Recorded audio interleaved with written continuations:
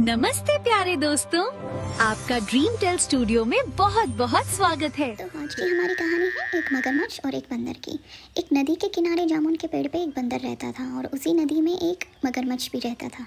एक दिन मगरमच्छ परेशान घूम रहा था तो बंदर ने पूछा, क्या हुआ मेरे दोस्त? तो मगरमच्छ ने बोला, मुझे बहुत भूख लगी है। तो बंदर ने उसे खाने के लिए थोड़े से जामुन दिए। मगरमच्छ को जामुन बहुत पसंद आए और धीरे धीरे उनमें गहरी दोस्ती हो जाती है। अब रोज़ मगरमच्छ पेड़ के पास आता और बंदर उसे ताज़े जामुन खिलाता। अब मगरमच्छ कुछ जामुन अपनी बीवी के लिए भी लेके जाने लगा।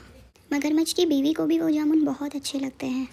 एक दिन मगरमच्छ की बीवी ने ये जामुन खाया और उसके मन में एक दुष्ट विचार आया।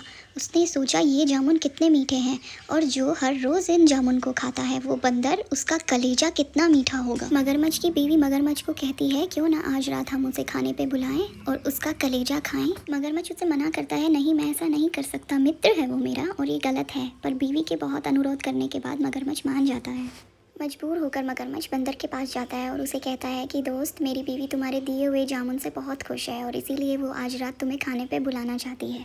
बंदर मान जाता है और वो उसकी बीवी के लिए थोड़े से जामुन और लेकर मगरमच्छ की पीठ पे सवार होकर घर की ओर निकल लेते हैं। जब दोनों नदी के बीचों बीच पहुंच जाते हैं जहां से बंदर के भागने का कोई रास्ता नहीं होता, तब मगरमच्छ भावुक होकर बंदर को बताता है, अरे दोस्त, मुझे माफ़ करना, आज रात मेरी बीवी खाने में तुम्हारा कलेजा खाना चाहती है।